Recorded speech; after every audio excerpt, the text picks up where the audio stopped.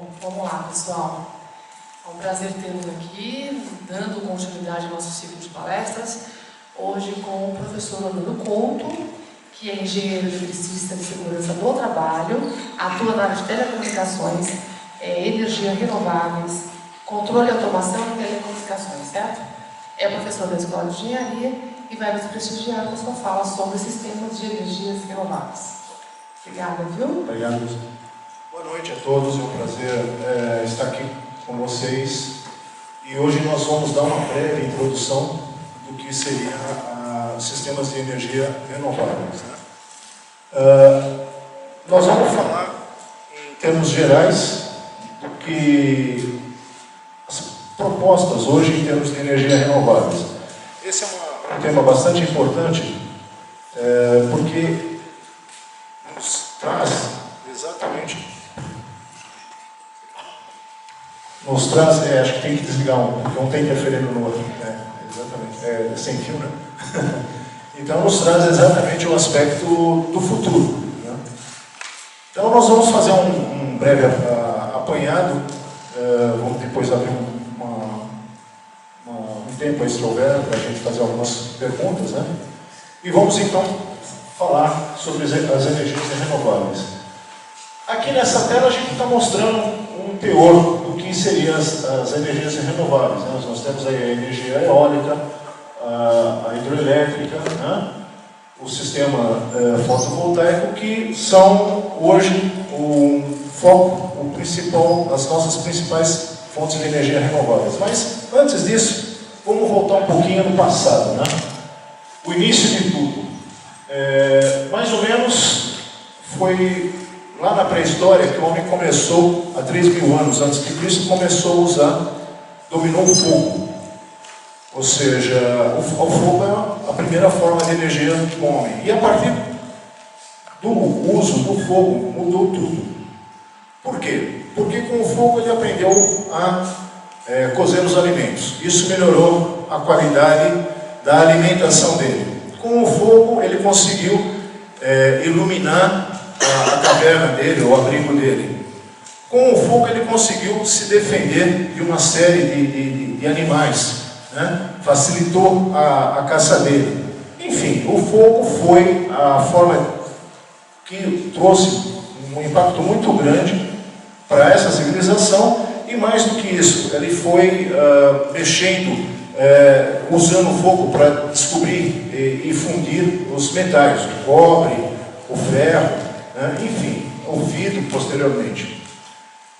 Depois disso, ainda em meados do século XVIII, tivemos o carvão. O carvão foi a base energética da Revolução Industrial, ou seja, o carvão era usado para mover aí as máquinas a vapor. O interessante é que isso era século 17. O Trump está acionando as minas de carvão, ou seja, ao invés de ele ir para o futuro, ele está indo para o passado. O carvão é um meio de exploração de energia totalmente inadequado aos dias de hoje, em função da própria condição do planeta, a condição de emissão de CO2, o aquecimento solar, o aquecimento global, por causa da grande emissão de CO2. Então, você vê que às vezes as questões não são apenas técnicas, mas também políticas. Né? Nós temos então, no século XIX, a exploração do petróleo. O petróleo, né, do latim petróleo, petros, era pedra e óleo. O homem conhecia o petróleo desde a antiguidade, porém ele não era explorado. E como ele conhecia o petróleo? Por causa das aflorações. Já remonta em 4.000 a.C., os afloramentos frequentes, principalmente no Oriente Médio, os povos da Mesopotâmia. E quem são esses povos hoje? O Egito, o Irã, o Iraque já usavam betume para pavimentação de estradas, calefação, construção de pontes, aquecimento e iluminação nas residências, inclusive até como achativo. Onde que eles usavam o petróleo? Às vezes, para fazer a conexão de uma pedra com outra, você usava o betume, ou seja, o piche. Você aquecia e colava uma pedra com a outra. Eles não conheciam o cimento. Então, o petróleo era usado assim. petróleo essencialmente usado para quê? Para fins bélicos e iluminação. Isso foi durante muitos anos até o início do século XIX. Marco Polo, Marco Polo, né? Olha que interessante aqui. O historiador da antiguidade, Heródoto, em sua obra, cita os processos para obtenção de petróleo ou bitume usados no Oriente Médio no século V a.C. No período final do Império Romano, o óleo de medida era usado nas flechas incendiárias e que não era apagado com água, somente com areia. Era um diferencial. O pessoal pegava as flechas, mergulhava no betume e lançava. Aí o pessoal acreditando que jogando água ia apagar. Não apagava. Então isso era uma característica bélica importante para o pessoal usar nos ataques e nas defesas. O petróleo, no início da era cristã, os árabes usavam o petróleo para fins bélicos e iluminação das residências e locais públicos. E o petróleo de Baku, lá no Azerbaijão, já era produzido em escala comercial para os padrões da época, observado pelo viajante Marco Polo, que veio no norte da Pérsia em 1271. Então vocês veem que o petróleo também já era uma fonte utilizada há bastante tempo na humanidade. E por que somente agora está havendo toda uma série de discussões? Nós vamos mais conversar à frente. A moderna indústria petrolífera data dos meados do século XIX, onde em 1850, James Young, na Escócia, descobriu o petróleo que podia ser extraído do carvão e xisto bituminoso, e criou processos de refinação. O xisto bituminoso é um tipo de rocha que diferente do petróleo árabe, é um material no qual você, podendo refinar no processo, você extrai o petróleo, né? Em agosto de 1859, o americano Edward Laurent Drake perfurou o primeiro poço nos Estados Unidos à procura de petróleo, uma profundidade de 21 metros. Isso era um recorde na época. No estado da Pensilvânia, o poço se revelou produtor e passou a ser considerado pelos norte-americanos o nascimento da moderna indústria petrolífera. A produção do óleo cru nos Estados Unidos, 2.000 barris em 1859, aumentou para 1 milhão em 1863, 3 milhões em 1874. 3 milhões de barris de petróleo. Hoje a Petrobras está extraindo mais ou menos, não chega a 3 milhões. No nosso, para vocês veem, a medida, as proporções aí da situação, né? Então, hoje, como é que está? O petróleo, gás natural, carvão mineral representam juntos 90% do total de energia primária usada no mundo. O mundo ainda usa e depende muito do carvão e do petróleo. E isso está tendo um alto custo, pelos veículos, pelas indústrias, enfim, por uma série de consequências junto ao meio ambiente. E é onde, então, aparece o conceito de energia verde, ou energia renovável, ou energia limpa, né? Que é justamente para diminuir o impacto ambiental, e utilizamos aí uma série de tecnologias para esse tipo de energia verde. Então nós vamos aí ter a energia solar, a energia eólica, a energia das ondas, a geotérmica, a biomassa e mini hídricas ou estações hidrelétricas. Basicamente são esses os principais tipos de energia. O nosso país é abençoado. Por quê? Além do petróleo, nós temos cada uma dessas aqui, só temos a geotérmica. O resto, em todas o nosso país pode ser explorado. Ou seja, nós temos aí grande quantidade de possibilidade de usar a energia solar. A energia eólica já está sendo plenamente utilizada hoje na região do Nordeste, e especificamente esse ano houve bons ventos, e por só uma questão de infraestrutura, o Nordeste praticamente poderia estar dentro do sistema nacional, o sistema integrado nacional, ele poderia ser autossuficiente, ou seja, a energia eólica produzida no Nordeste seria suficiente para alimentar quase todos os estados, Então, para vocês verem, isso há pouco tempo. A energia eólica efetivamente entrou no Brasil praticamente em 2010, que começaram a construir os geradores, né? Hoje você tem em Recife, você tem em Natal, toda a parte do litoral, né? Tem no Vale do Rio São Francisco, você tem toda uma região ali, onde tem muito vento, no Rio Grande do Sul, né? E estão produzindo energia eólica já com alguma, vamos dizer assim, alguma importância econômica para a região, né? Então, o aspecto da energia solar, nós também, para vocês terem uma ideia, a Alemanha, no início também dos anos 2000, ela resolveu fazer uma política, porque lá eles usavam muito usinas termonucleares. E em função da sociedade lá ser muito ambientalista, eles resolveram boicotar ou entrar no governo e fechar usinas nucleares de forma gradativa. Quando fez isso, a França esfregou as mãozinhas e falou: legal, nós temos as nossas usinas nucleares prontas para vender energia para vocês.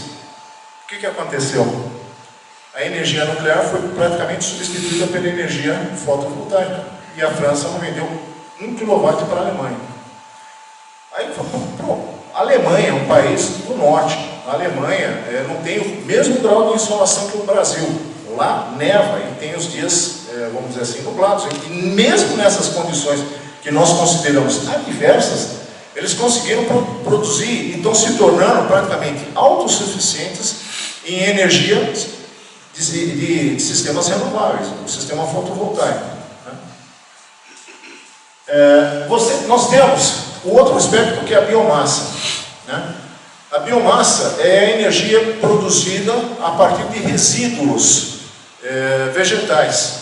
Nós temos aí, por exemplo, no sul, a palha do arroz, em São Paulo, o bagaço da cana de açúcar, em áreas onde tem a parte de reflorestamento também, você tem aqueles restos de galho, casca de árvore, tudo isso pode ser usado como biomassa. E as minas hídricas são centrais que uma pequena queda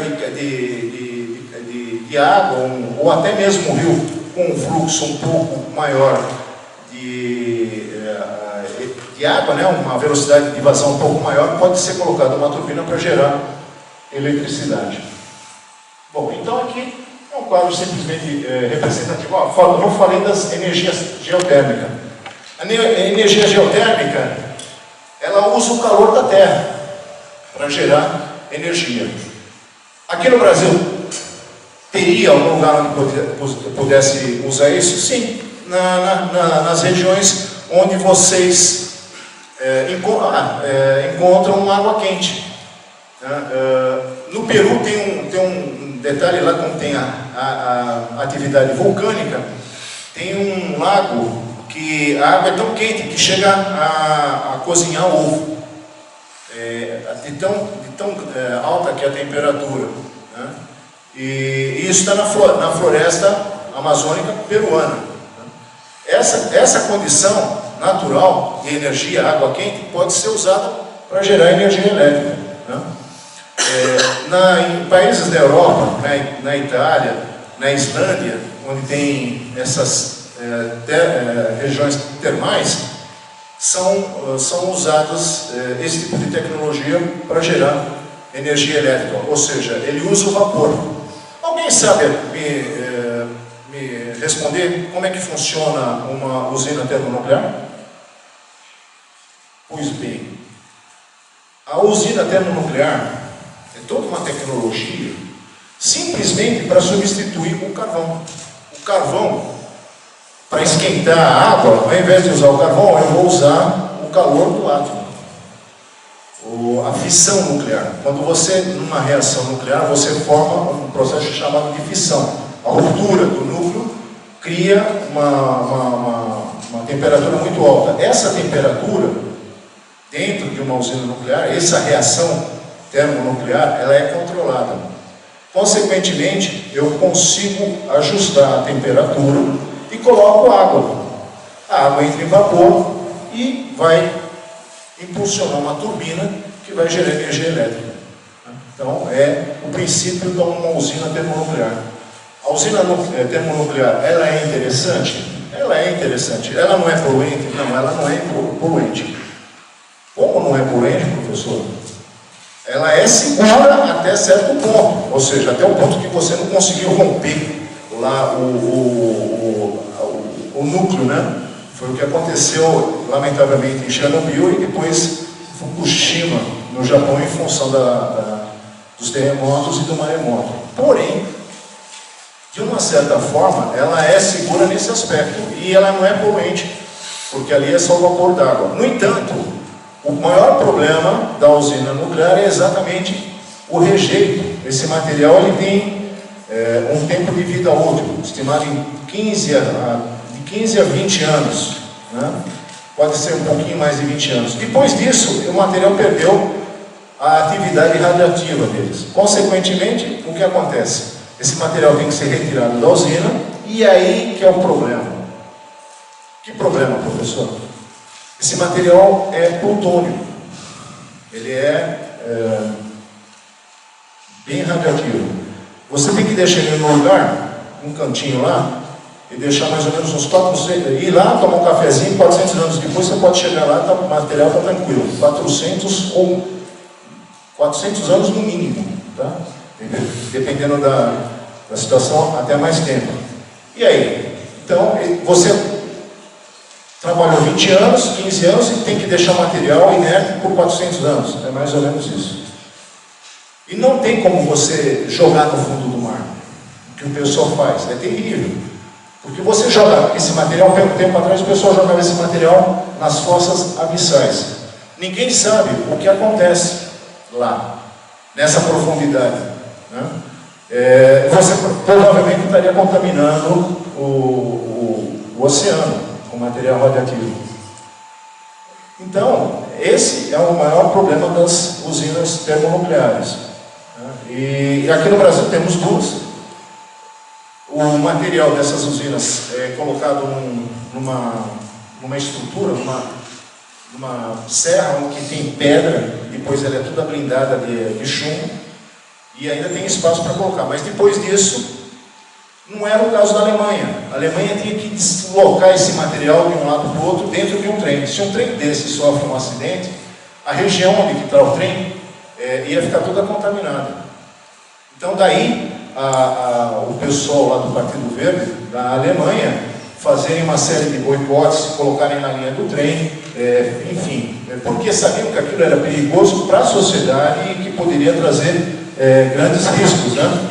Então, foi essa a questão que hoje a gente coloca em relação à usina nuclear. E um sistema de energia verde realmente não tem nenhum tipo de risco ambiental ou da sociedade.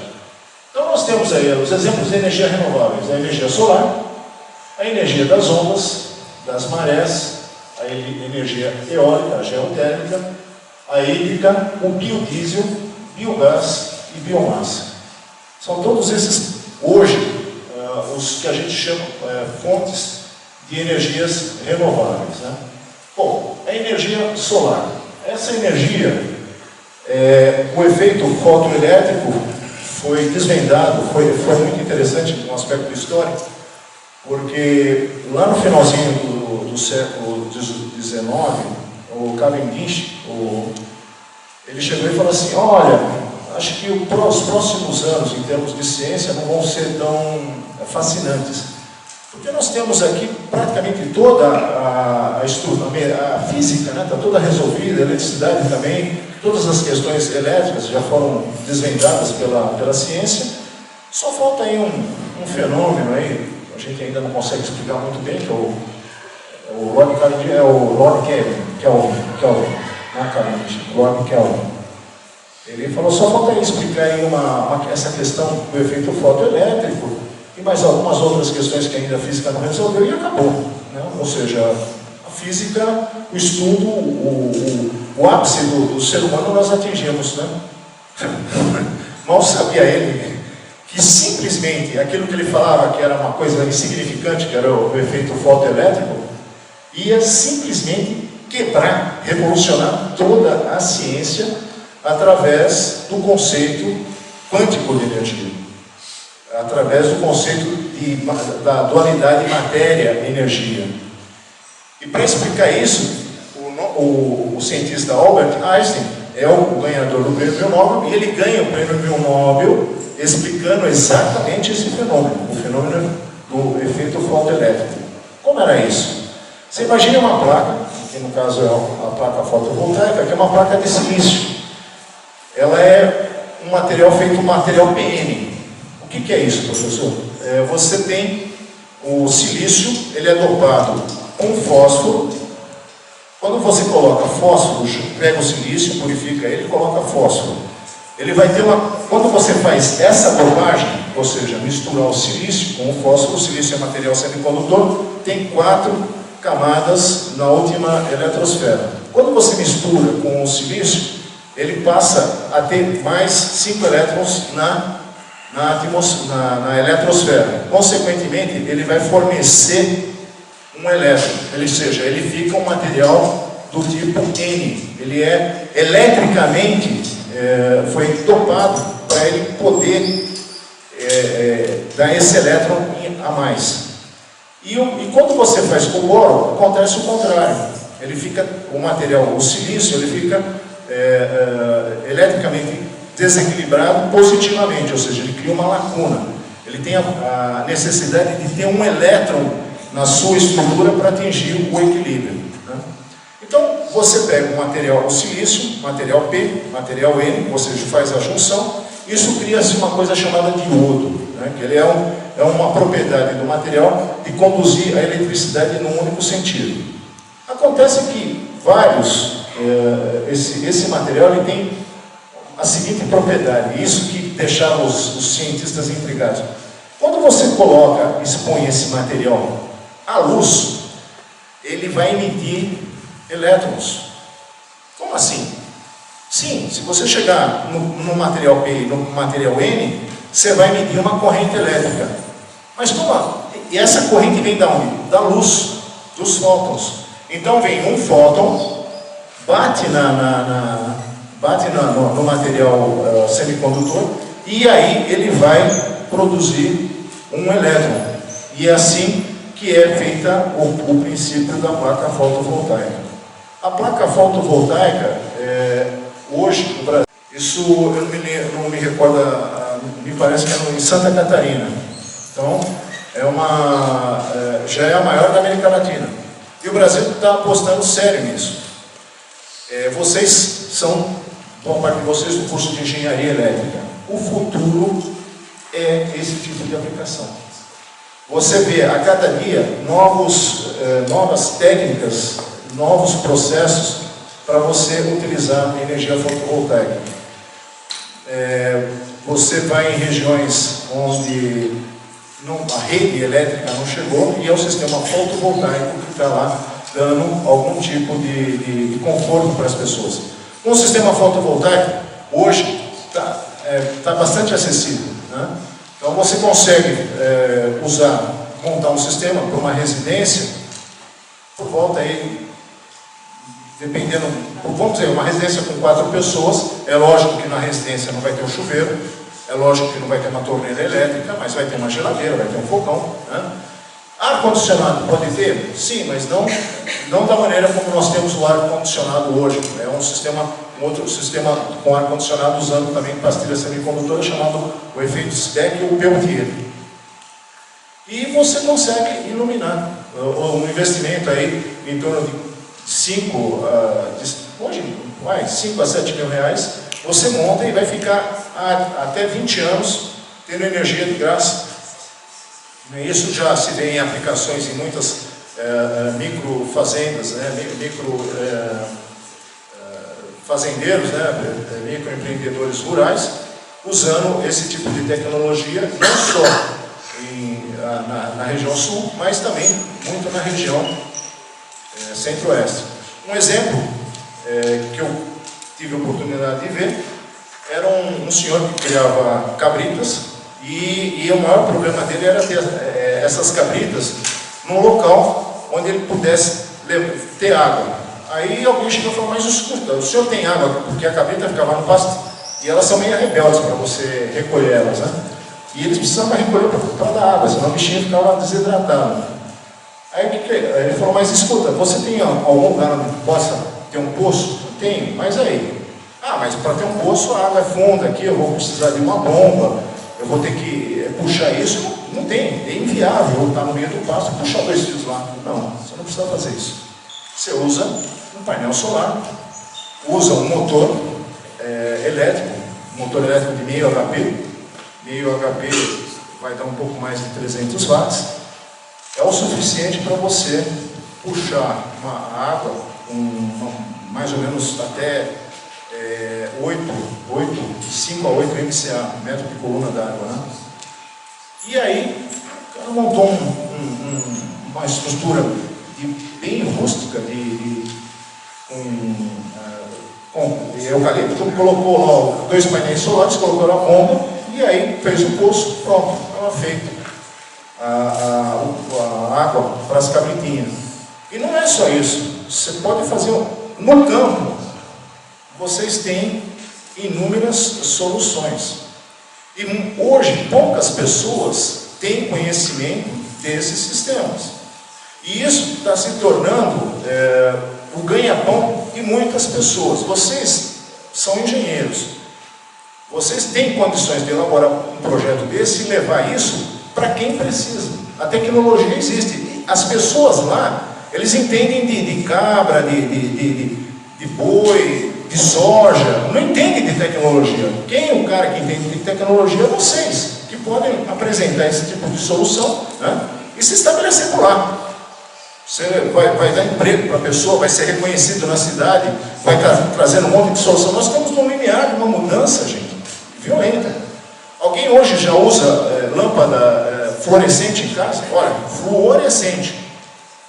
Não estou falando nem incandescente, acabou. Mas fluorescente, ninguém, é LED. E o LED trouxe essa revolução. Você consegue iluminar uma casa com potência um pouco mais do que 15 watts. Toda a casa 15 watts. Enquanto antes uma única lâmpada consumia 60 watts. Vocês percebem a diferença? 4 vezes menos. Então isso é impactante. Além do sistema fotovoltaico, nós vamos ter um aquecedor solar, onde vamos aquecer a água. Então, um sistema ecológico, um sistema ideal para ir para uma residência. Você está lá no meio do mato, fala, pô, esse cara está no meio do mato, está ferrado, não tem geladeira, não tem televisão, não tem rádio, não tem computador, não tem internet, não, tem tudo, cara. Ele lá com o sistema solar, ele usa o sistema solar para a energia. E como é que funciona isso? Como é que funciona? Mas espera aí, professor, à noite não tem luz do sol, e aí, como é que funciona a energia? A energia é colocada dentro de uma bateria. Eu vou ter uma bateria, um banco de baterias, que durante o dia eu vou armazenar energia nessas baterias e ao mesmo tempo tem energia suficiente para usar para alguma carga na casa. À noite a bateria tem o sol, o sistema fotovoltaico a princípio não está funcionando. Olha bem o que eu falei, a princípio, porque já tem uns malucos aí pesquisando para aproveitar a luz das estrelas e a luz da lua para gerar energia. Então o sistema que é grande, o sistema fotovoltaico fica metade do tempo sem reproduzido, não é bem assim. E aí essa energia da bateria passa por um conversor e converte para potência em 110 e 220 e você pode estar ligando os seus eletrodomésticos. E para tomar o banho, eu uso o sistema de aquecedor solar. Eu vou esquentar a água e a água esquenta. Esquenta a ponto de você, às vezes, ser obrigado a usar o registro de água fria para misturar. Tá? A temperatura, lá em Taubaté, eu tenho parentes lá, a temperatura em dia quente lá, chega a água chega às vezes até 60 graus. Então queima. O meu irmão tem uma piscina lá, eu até tiro o sarro dele, porque ele estava acostumado, tinha um sítio em Bugaçu e foi lá numa cidade ali perto de Taubaté, né, Nazaré Paulista, e lá ele estava acostumado. E ele fez uma piscina com aquecedor solar usando tubo de PVC preto, né, e a água fica quente, né, fica quentinha. Então são essas duas energias, a solar usada para aquecer a água e a energia solar para sistema fotovoltaico. Nós temos aqui exatamente um painel para energia aquecimento solar e aqui um painel para o sistema fotovoltaico. Nos dois tipos de energia o Brasil líder, ou seja, tem grande campo para exploração nessa fonte de energia, eliminando o carvão e atendendo a demanda num lugar onde a grande vantagem da energia fotovoltaica é essa: você gera energia num lugar onde não tem infraestrutura, ou seja, não tem linha de transmissão, coisa assim. Então você pode fazer esse tipo de... não depende de uma linha de transmissão. Você pode estar usando essa energia solar numa comunidade e sem nenhum tipo de infraestrutura para geração ou transmissão de energia. Aqui está mostrando os painéis fotovoltaicos no telhado das casas, né? E toda a infraestrutura. O painel fotovoltaico pode estar num sistema chamado on-grid, ou seja, ele está ligado na rede elétrica, ou sistema off-grid, ou seja, totalmente independente da rede elétrica. No sistema on-grid, o painel solar está gerando energia e está entregando no sistema da concessionária. É o caso, por exemplo, do Mineirão. O Mineirão, ele é autossuficiente no estado, ele é autossuficiente em energia elétrica. Peraí, aquelas lâmpadas de alta potência, aquela coisa toda, o Mineirão ele gera energia suficiente para que ela alimente aquelas lâmpadas, sobra energia e ele coloca na rede elétrica. Então, ou seja, com isso, as concessionárias ainda não estão habilitadas para que quando você gera energia elétrica, o relógio gira ao contrário. Então, ao invés de você pagar, você vai receber energia. E se você está consumindo, aí é o processo normal. Ou seja, você está consumindo energia, então você vai pagar o quilowatt-hora. Se você está gerando energia, se você gerou 2, 3 kWh, você vai receber por aquilo, né? Então, o relógio chama Smart Grid, ou seja é um medidor inteligente que ele vai avaliar o quanto você gerou ou o quanto você consumiu de energia elétrica. Aqui nós temos o processo da energia solar, usando os painéis de aquecimento solar. Ali nós vemos o painel, a água quente, a água fria. Aqui o reservatório que você tem, aqui a pessoa tomando o banho. E a maneira como é feita a instalação, né? Os coletores, a água quente sobe, a água fria desce, ela passa pelo sistema de refrigeração por simplesmente capilaridade e você consegue então fazer aí o uso da água quente. Energia eólica. A energia eólica é uma energia que já não já é antiga, né? Ela era usada nos barcos, né? As caravelas usavam a energia eólica para empurrar os barcos, né? Ou fazer os moinhos. Então é o que nós temos aqui, os moinhos. Aqui é só para vocês terem o tamanho da hélice em relação ao homem hoje a respeito dos geradores eólicos, né? E o que é os aerogeradores, né? Nada mais é do que um popular catavento, muito bem dimensionado, muito bem estruturado, para gerar, passa ali o ar, o vento, né? E olha, gente, ainda não inventaram tecnologia para estocar vento, tá?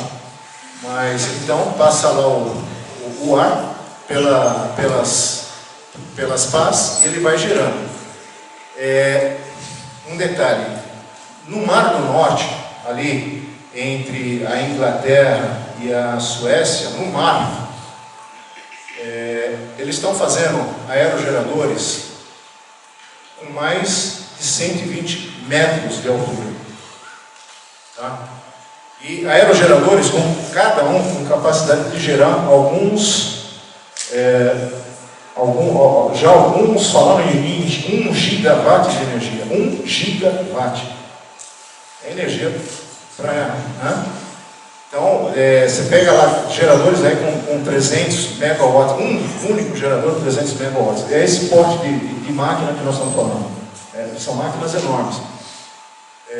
E aí, essas máquinas são montadas offshore. Ou seja, elas são montadas no mar. Então, você imagina você fazer a fundação de uma torre dessa e levantar uma coluna nessa altura e usar o vento ali. Eles fizeram uma estimativa, porque lá naquela região, até em função da condição do Polo Norte, eles fizeram uma estimativa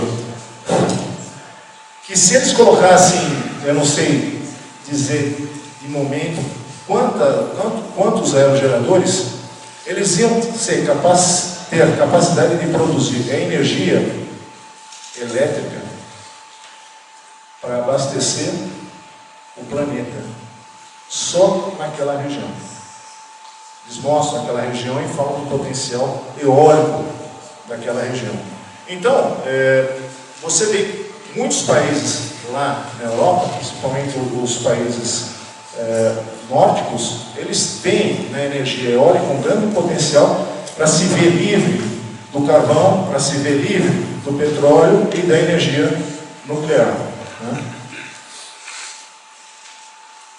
E é uma energia renovável e limpa. Né? Então aqui está mostrando aí o processo, como é que funciona uma turbina eólica. Né? Então aqui embaixo você tem os tratamentos, né? As turbinas eólicas, né? Eles passam por um transformador nas linhas de transmissão e vão para casa. Aqui você tem um sistema de engrenagem que ele possibilita a mudança dele, né? Nesse sentido. As pás são pás de avião. Você tem aqui todo um sistema de engrenagem que vai girar, reduzir a velocidade, enfim, fazer uma tratativa e, na sequência, o gerador elétrico, também dimensionado especificamente para essa atuação.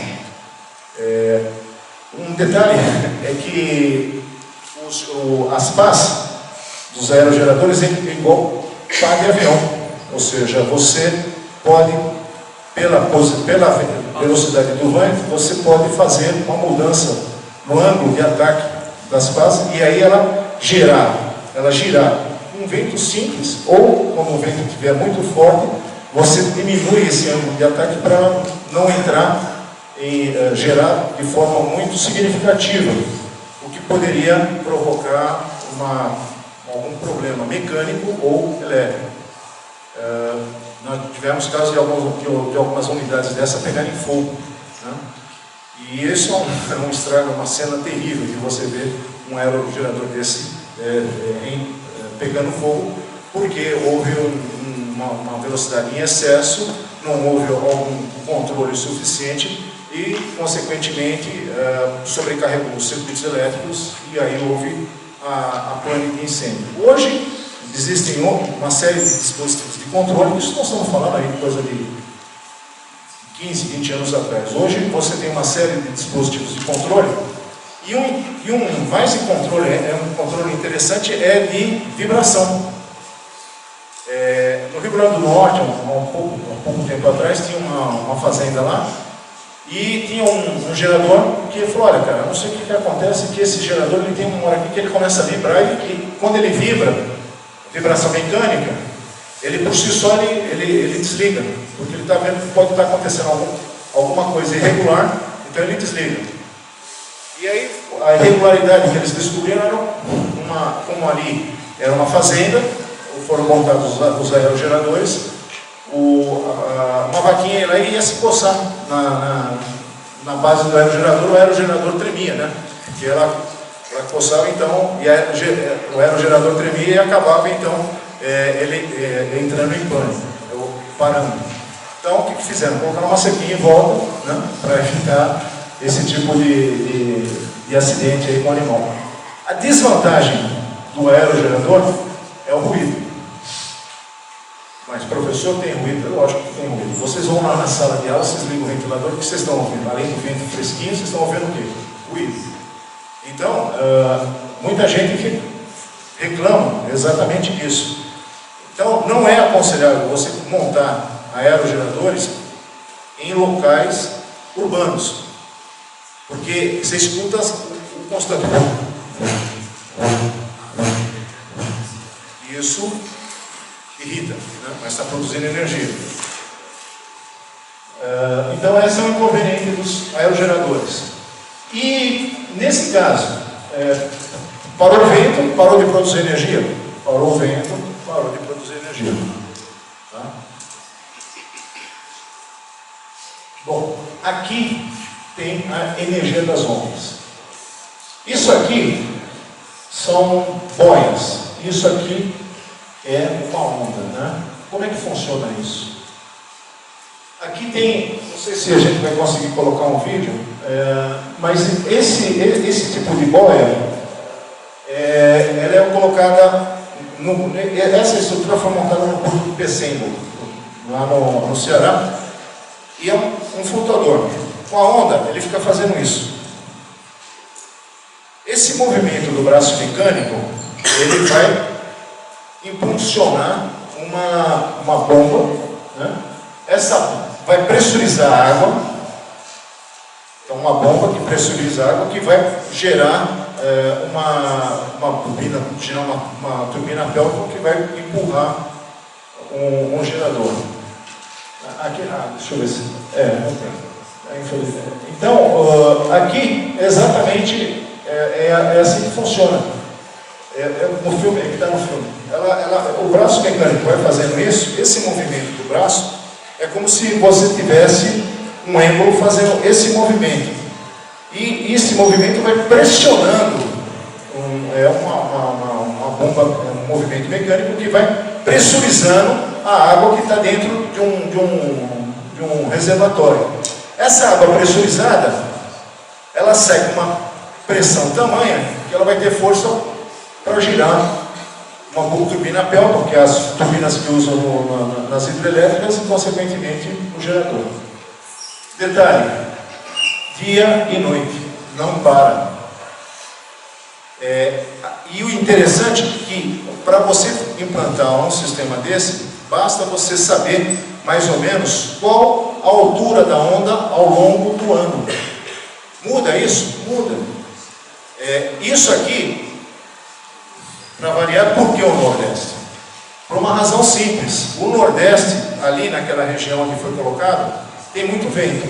Esse vento, além de ser usado nos aerogeradores, é usado também nesse tipo na energia das ondas. Porque quando tem o vento, tem onda. Tem vento, tem onda. E aí, a variação por exemplo, 1 metro, 1,20 m, ondas de 1 metro, 1,20 m é o suficiente para acionar esse sistema. Mas esse sistema pode só ser colocado em porto? Não. Aqui nós temos outras soluções. Esse tipo de aerogeradores, você está vendo as ondas aqui? Você está vendo que não tem onda muito forte, não é onda alta não. Quem usa é Portugal. Portugal usa esse sistema para gerar energia. Aqui é similar ao porto do Pecém, os braços mecânicos para fazer esse sistema. Aqui é uma outra situação em que os flutuadores são colocados no mar e a própria variação já é o suficiente para gerar. E aqui é uma outra situação de um barco, ele vai em algum ponto, não precisa ser uma estrutura fixa, nem próxima ao mar, você vai em algum ponto no mar, põe ele ali e ele gera energia usando esse tipo de sistema. Esse sistema gera energia elétrica o tempo todo. Não depende da luz, como um sistema fotovoltaico, e não depende do vento. Qual o potencial nosso aqui no Brasil? Então vamos lá. No Pecém, são 2 unidades. Essas 2 unidades aqui. Opa. Essas 2 unidades. Essas duas unidades tornam o porto de Pecém autônomo na produção de energia. Ou seja, toda a energia gerada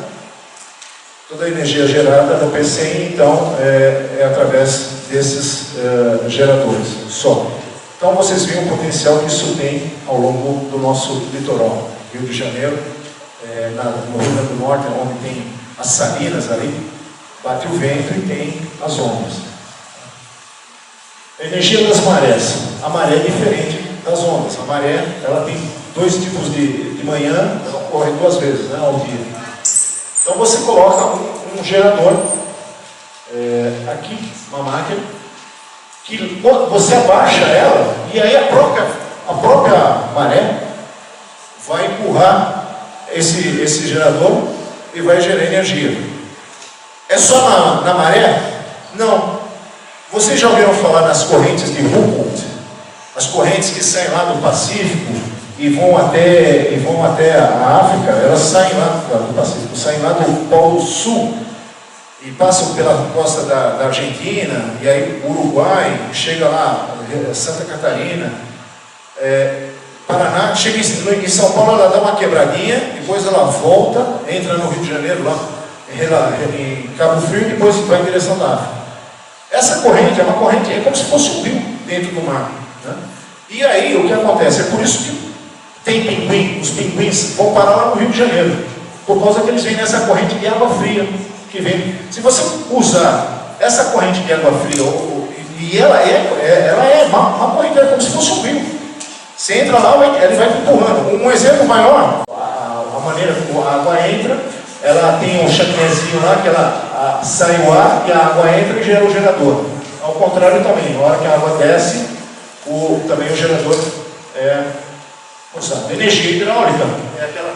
Nós estamos já acostumados, você tem a represa, você tem uma diferença de potencial da água, né? E a água, quando você libera de forma controlada, ela vai sob pressão e vai gerar a turbina Pelton, que vai ter lá um gerador de corrente elétrica, né? Aqui está um exemplo da usina termoelétrica, né? O reservatório, a represa, o gerador, o transformador, enfim, é o que a gente já conhece aí há bastante tempo, né? E a água descendo e gerando, aqui o banco, água descendo, e aqui você faz o controle da vazão da água, e aqui você vai fazer o controle, vai gerar a turbina, e aqui a saída da água e lá o gerador. Todas as nossas usinas hidrelétricas trabalham desse jeito. Aqui, para quem não conhece, Itaipu, aqui também um esquema da usina hidrelétrica. Isso aqui é R-Boarding. Alguém já ouviu falar em R-Boarding? R-Boarding é aquela usina que fica lá em Cubatão. Isso aqui é a Serra do Mar, aqui é a empresa Pires. E aí a água vem, desce 730 metros e empurra as turbinas aqui. Essa usina tem mais de 90 anos e está produzindo energia ainda para Cubatão todinha. Cubatão, Santos, Praia Grande, é tudo dessa usina. A biomassa. A biomassa é exatamente você pegar, ela é de geração de baixo custo, porque ela não usa o petróleo nem o carvão, mas ela usa o bagaço de cana, galhos, folhas de árvores, papéis, papelão, que vai usar para queimar, aquecer a água, gerar vapor e empurrar uma turbina. Todas as usinas de álcool usam o bagaço de cana para gerar energia elétrica através da biomassa. Professor, mas não vai liberar o CO2? O CO2 da queima desse produto, ela uma vez é bem menor, a queima, a oxidação, é bem menor do que se usássemos o carvão ou o petróleo, como é usado nas termoelétricas. Ela é uma termoelétrica, só que ao invés de ser alimentada com carvão ou petróleo, no caso do gás, ou o petróleo, diesel, óleo, alguma coisa assim, é usada a biomassa. E ela é menos impactante para o meio ambiente. Aqui está um exemplo da energia biomassa. Você tem lá um sistema de refrigeramento, turbinas, caldeiras, Ali você tem a área de florestamento, né? E aí a fonte de energia que entra, aquece, gera, e aí vai o gerador aqui, que vai gerar energia elétrica e vai para a linha de transmissão. Tá? Bom, a geotérmica, né? Você vai usar onde o vapor, a temperatura do vapor chega a mais ou menos 370 graus centígrados. É o mesmo esquema. Você tem aqui uma área onde você joga a água fria, sai o vapor, ela passa por um processo de condensação, e aqui você tem a turbina movida a vapor, que vai gerar a velocidade ali, vai gerar, o vapor vai empurrando na turbina, que vai ser ligada num gerador de corrente elétrica e gerar para a linha de transmissão. Essa é a geotérmica. Então, não é qualquer país que pode usar esse tipo de fonte de energia, porque tem que ter, vamos dizer, fontes termais nessas condições para você poder explorar comercialmente. Então, aqui um exemplo do gerador. Essa usina que fica lá na Islândia, isso aqui na Itália, e aqui mostrando um exemplo mais simplificado, né? O vapor da água gera a turbina, né? Gera o gerador, e aqui a água sobe, faz a condensação, voltou outra vez a ser água, e ela empurra outra vez, aí aquece esse ciclo aqui. Ou seja, é o mesmo princípio da usina termonuclear. A diferença é que aqui é o calor, é a terra, e o outro é o urânio, ou o plutônio, tá certo? Bom, o biogás. O biogás está sendo uma verdadeira revolução lá em Santa Catarina, no Paraná, no Sul. O pessoal que cria porco, eles estão super contentes, porque eles nunca esperavam que o estrume de porco eles iam ganhar dinheiro com o estrume de porco. Como assim só ganha dinheiro com o estrume de porco?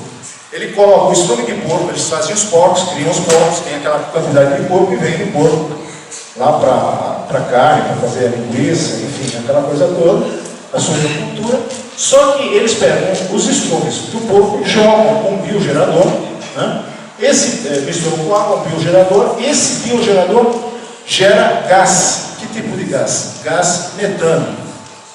E esse gás metano, ele vai ser usado para gerar energia elétrica, e aí ele coloca essa energia elétrica para a concessionária e vende essa energia elétrica para a concessionária.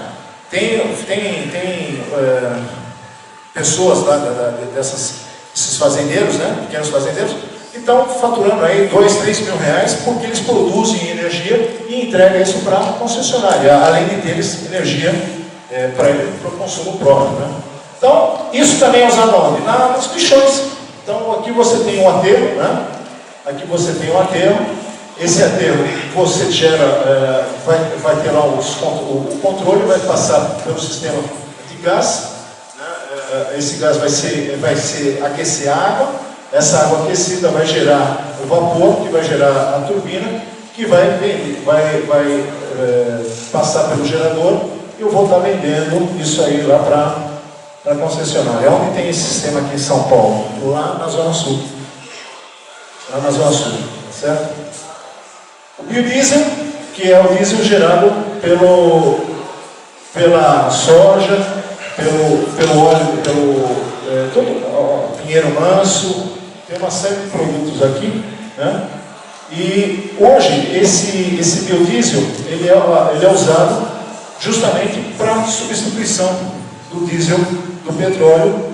Ele é muito menos impactante, e boa parte já hoje, em torno de 8 a 10% dos veículos do diesel é adicionado o biodiesel. Detalhe, o Rudolf Diesel, quando inventou o motor diesel, ele funcionava com óleo de amendoim. Na faixa, assim, na bolsa, colocava óleo de amendoim, o bicho lá funcionava, porque o processo do diesel é por explosão, né? E compressão e explosão, é uma característica do óleo. Eles estão falando que até 2025 vão estar com 50% de biodiesel colocado no diesel do petróleo. Isso é menos impactante, polui menos, não sai aquela fumaça cinza, aquela fumaça preta que a gente vê dos automóveis. Né? Então, energias renováveis, elas nunca se esgotam, essa é uma vantagem em relação ao petróleo e carvão, não são poluentes, reciclam, reciclagem de material, tem diversas aplicações que estão ligadas à parte de sustentabilidade. Okay? Eu sei que foi muito corrido, é uma pena, porque isso aí dava para a gente estar falando bastante a respeito e detalhando cada uma dessas fontes de energia renováveis, mas foi uma pincelada. Agradeço a atenção de vocês e fico aqui à disposição. Quem quiser anotar, fazer algum trabalho, precisar de algum esclarecimento, meu e-mail é prof.orlando.gmail.com ou orlando.fmu.com.br. Ok? Muito obrigado. Uma boa noite.